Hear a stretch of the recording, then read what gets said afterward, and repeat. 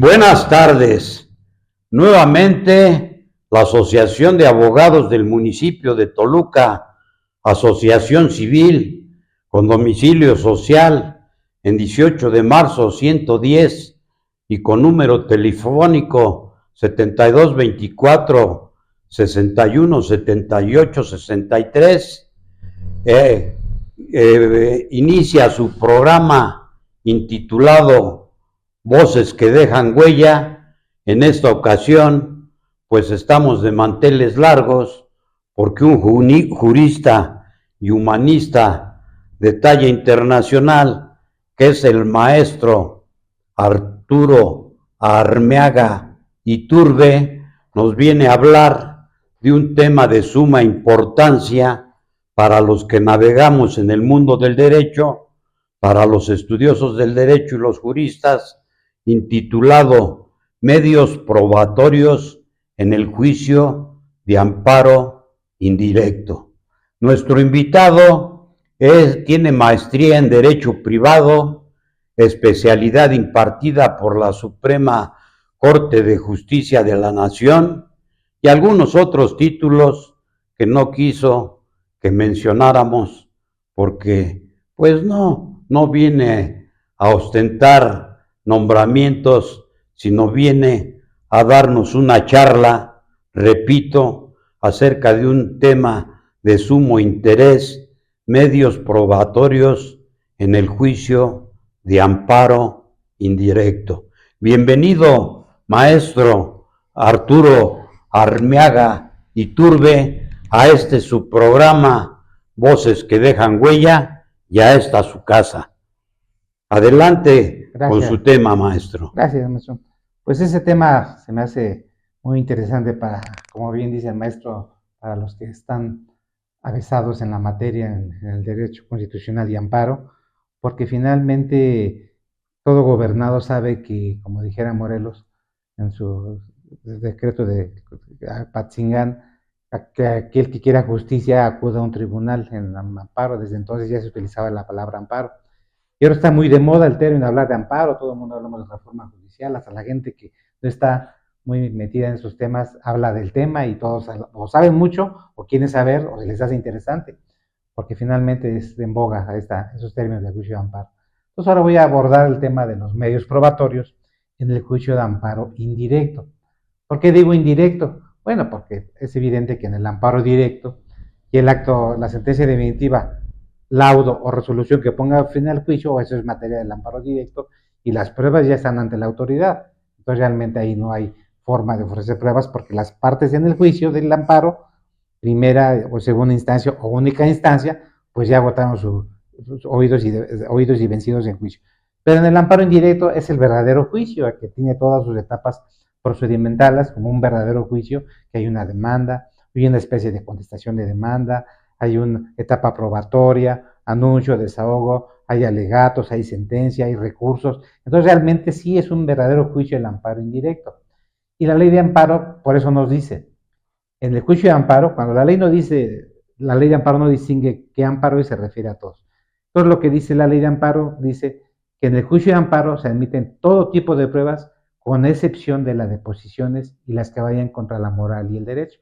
Entonces, ¿qué quiere decir esto? Pues que entonces todas las pruebas que todos conocemos, pericial, testimonial, inspección, documentos, fotografía, todas las que conocemos procesalmente, doctrinariamente, pues son admisibles en el juicio de amparo.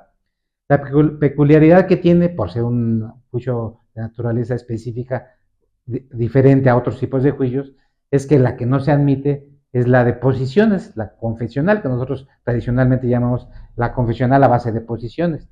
¿Y por qué es esto? Porque es evidente que como aquí la contraparte, vamos a llamarle contraparte del quejoso, es la autoridad responsable, ordenadora o ejecutora, pues no le vas a mandar llamar para que desahogue posiciones. Simplemente se le pide su informe con justificación o justificado, y esa de alguna manera es la defensa que tiene la autoridad al rendir su informe a la autoridad responsable. Entonces, por eso no se admite esa prueba. Pero de ahí en fuera, todas las demás pruebas. Nomás que sí es muy importante tomar en cuenta que yo, si advierto que en el informe justificado, yo quejoso advierto que la autoridad responsable, o yo tercero interesado advierto que la autoridad responsable, al rendir su informe, la ordenadora o la ejecutora, reconoció que es cierto el acto o niega el acto, y yo advierto que esa confesión hecha ante la autoridad de amparo me sirve, la puedo ofrecer como una confesional expresa.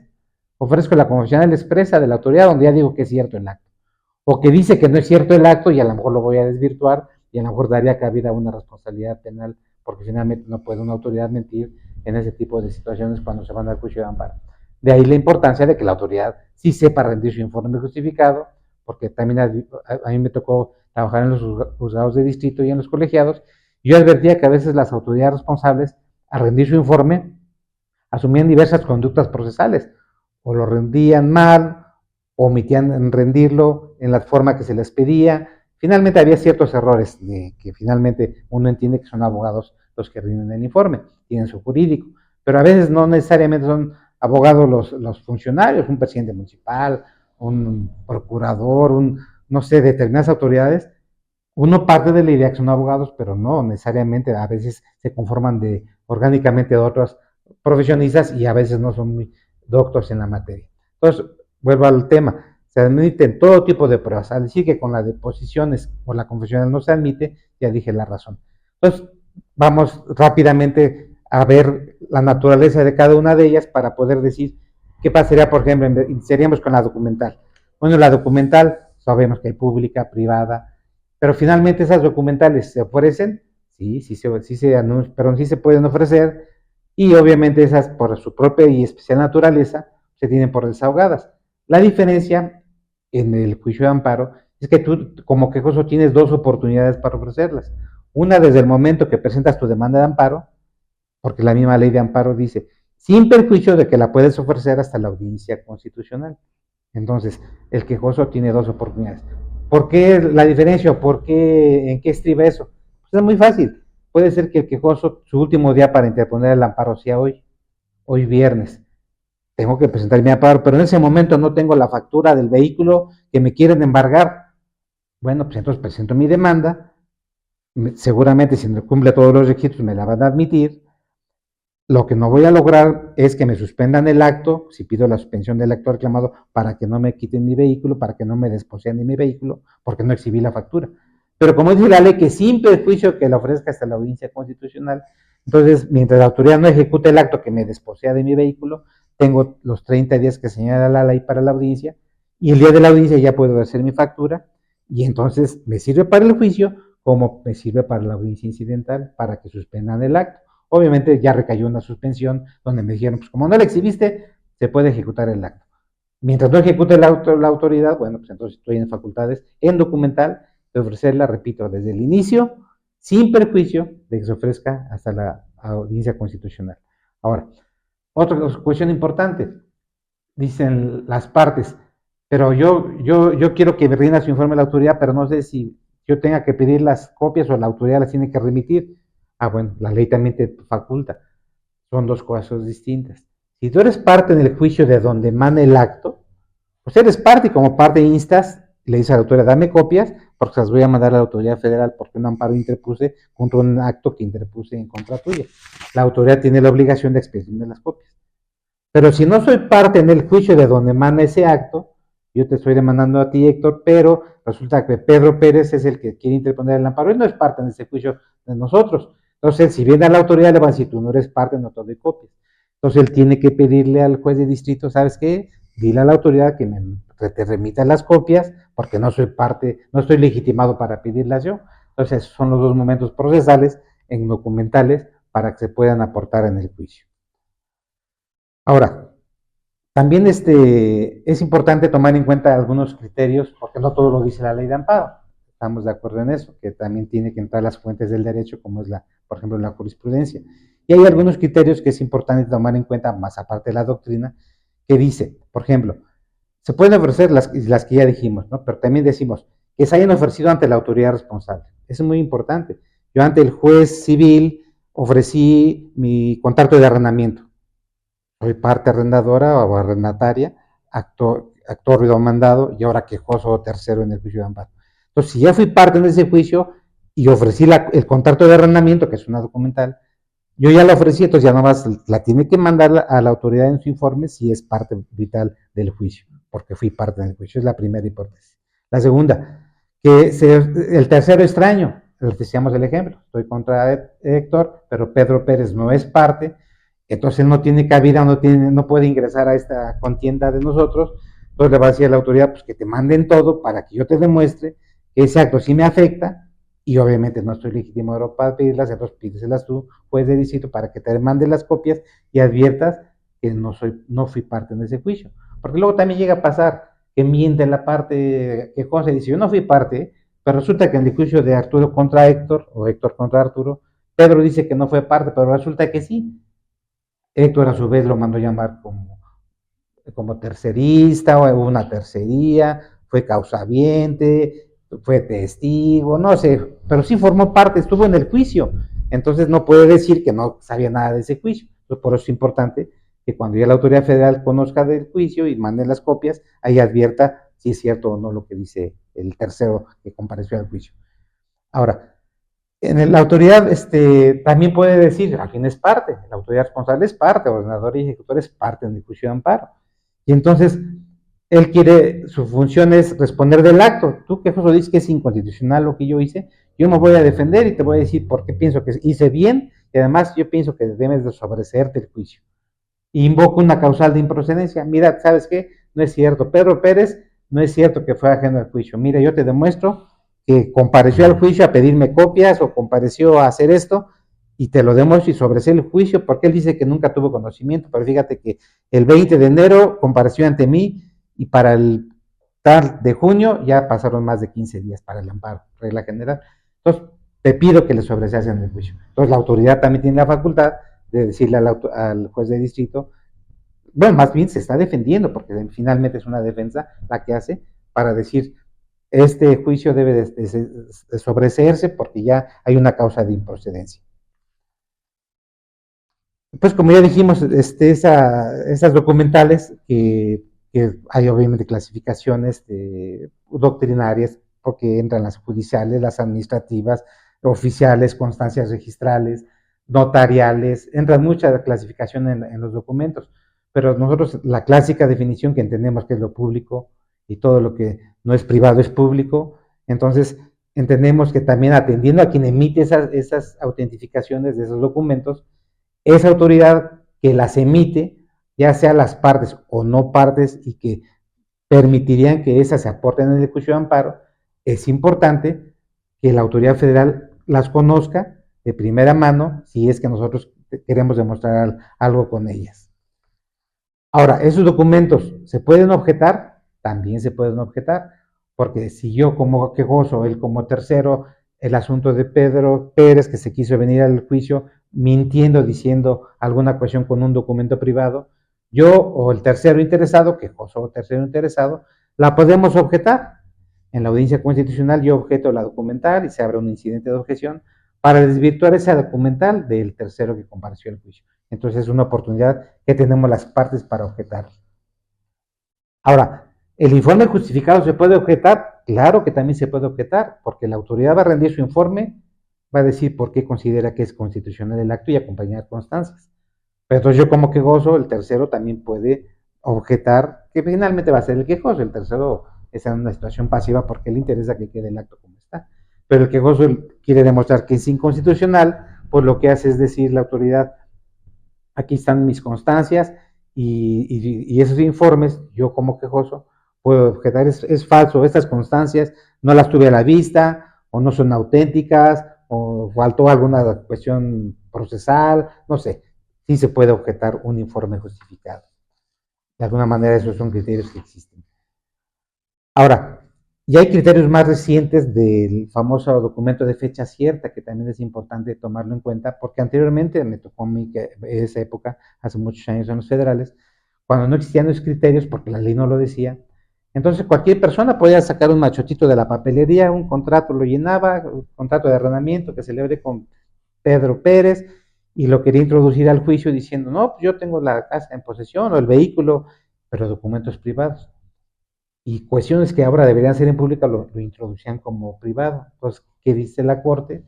Tuvieron que introducir criterios donde dicen, no, ya para que yo le dé cabida como un documento, hablan de la fecha cierta. donde efectivamente para dar la autenticidad al documento que tú presentes, tengo que tener ciertos elementos y son bien claros. ¿Cómo se considera de fecha cierta? Dice la Corte. Uno, se presenta ante algún fedatario público o autoridad competente en ejercicio de sus atribuciones legales. Dos, que se inscriba en algún registro público. Y tres, muera alguno de los firmantes o de los contratantes. Entonces, si no están entrando esos tres requisitos, no se considera de fecha cierta. Luego rápidamente nos pasamos a la prueba testimonial. También las partes pueden ofrecer la testimonial. Claro que la pueden ofrecer la testimonial. Y nos vamos a las reglas de la supletoriedad, porque la ley de amparo es muy clara en su desahogo, anuncio, desahogo y valoración. Pero lo que falte, la ley permite que la ley supletoria, que en el caso antes era el Código Federal de Procedimientos Civiles, pero con la entrada en vigor del Código Nacional, el que ahora ya es adjetivo, pero para toda la República, en materia federal ahora sería esa la ley supletoria. Entonces, lo que no diga la ley de amparo, nos vamos a lo que diga la ley supletoria, que sería el Código Nacional, y ahí también nos va a dar pauta, pues que todos conocemos, que no más testigos por cada hecho, que yo tengo que decir al juez de distrito si yo llevo los testigos o los tienes que presentar tú. Aquí la diferencia que es importante saber es que, por ejemplo, en materia mercantil, por decir una materia, si yo le digo al juez, ¿sabes qué? Te ofrezco para estos testigos, pero no los puedo traer, le revierto la carga como decía la autoridad, pues tú tráelos, pero si no se puede, llega un momento que la ley mercantil, Código de Comercio, dice, pues entonces ya no se puede y ya te quedaste sin esa testimonial, porque hay preclusión de ese derecho en esa testimonial. En materia de amparo, no. En materia de amparo, hasta donde tenía la legislación, el Código Federal, que de alguna manera se hizo muy similar en el Código Nacional, es de que tú, si tú le dices que no los puedes presentar, entonces queda a cargo de la autoridad federal hacer pues hasta lo imposible, que sea hasta arrestar o tratar con la fuerza pública al testigo, porque tú estás diciendo que estás imposibilitado para traerlo. Entonces, de alguna forma es diferente el manejo de una ley de amparo con una ley, en el caso, una ley, como es el caso de la legislación mercantil, ¿no? Luego, la pericial es otra prueba que nosotros sabemos que es especializada, que es, sí debe de ser conocedores especialistas de la materia correspondiente.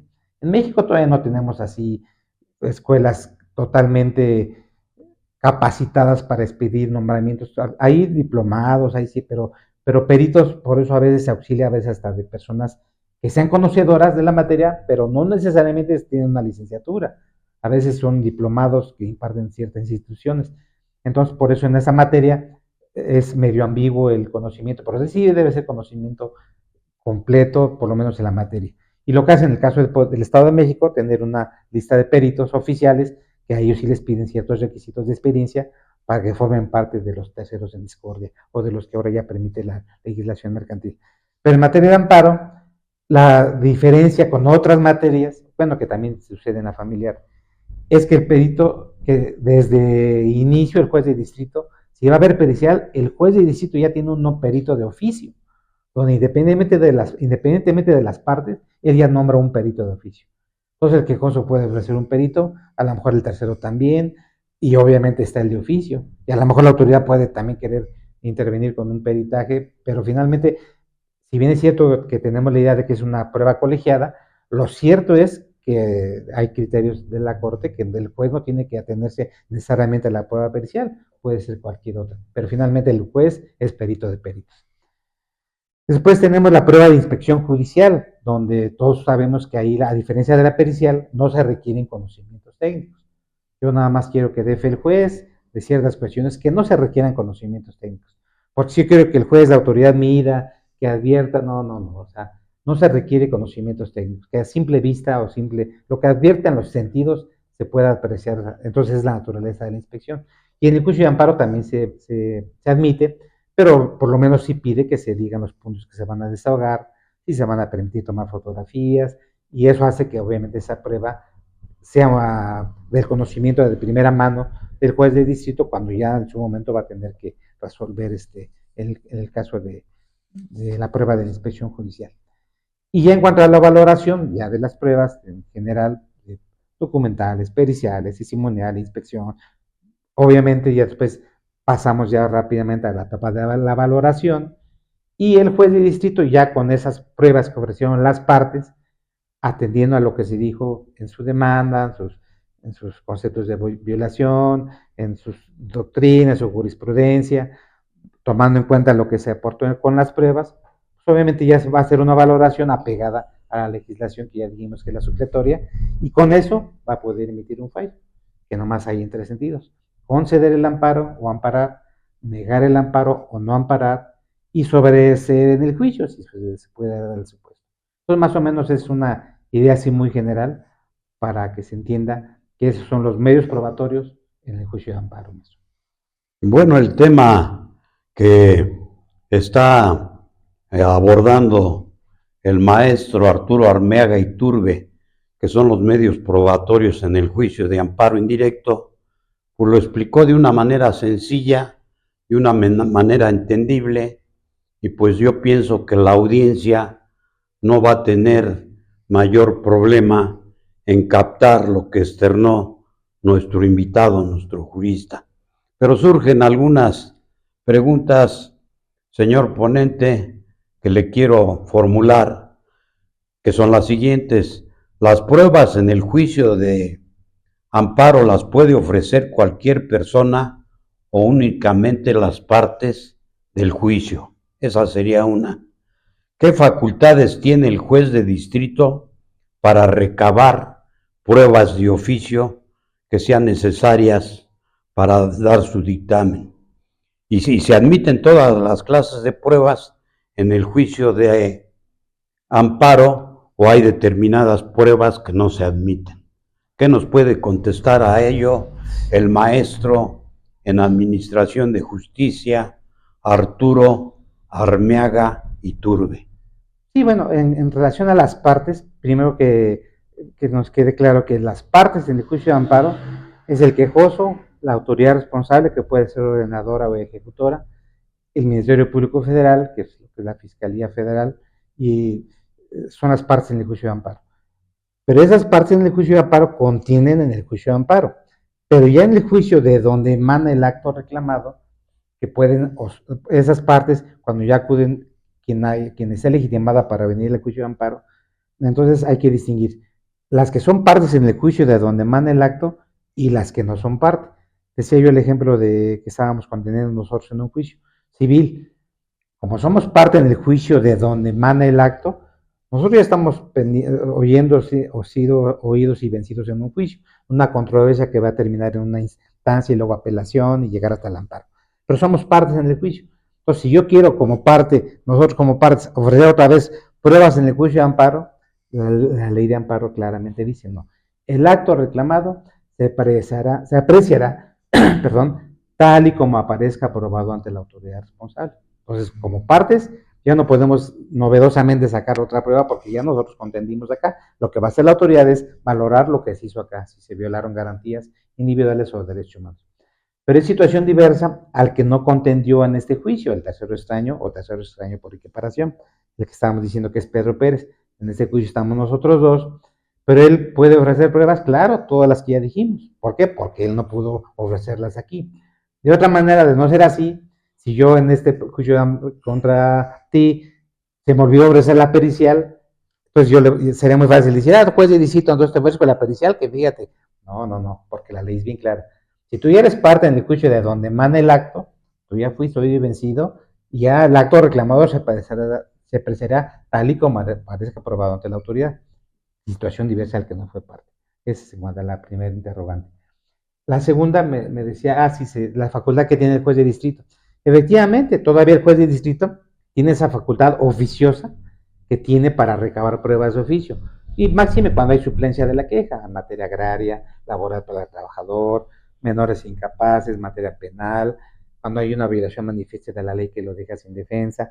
¿Por qué? Porque si hay advierte la autoridad federal que falta algo, yo advierto que falta algo, materia agraria no se diga, entonces, sin que me lo haya ofrecido las partes, ojo, aunque no me haya ofrecido la pericial el núcleo de población, de oficio yo voy a tener un perito para que determine si el acto que está impugnando el ejido, el núcleo, el comisariado, es inconstitucional. Entonces, esa facultad llega al juez de distrito para recabar pruebas de oficio.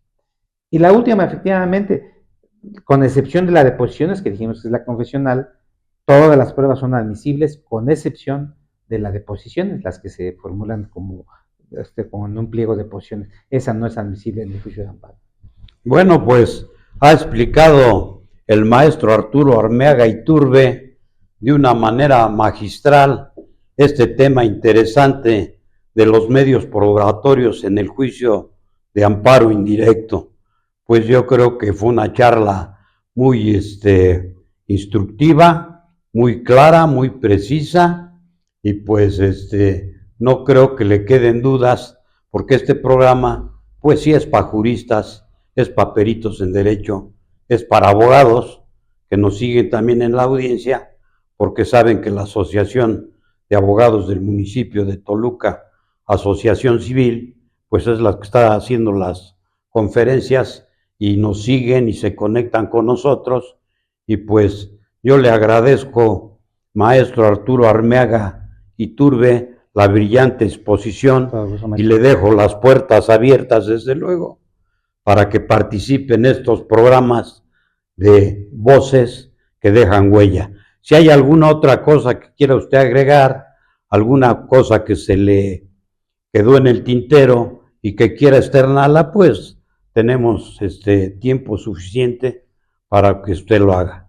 Bueno, pues quizá finalizar con esta nueva reforma judicial, con estas innovaciones que se vienen, que los abogados con esto que se está a nada de entrar en vigor, una nueva conformación del Poder Judicial Federal como estatal, nos vemos más obligados a ser más estudiosos, a actualizarnos, porque nosotros no debemos de desatender esa situación, que vienen nuevos funcionarios y nosotros tenemos que tener todos los elementos para que esa nueva conformación del Poder Judicial Federal como estatal, nosotros tengamos todos los elementos, todo lo que podamos aportar para que realmente la justicia sea pronta y expedita.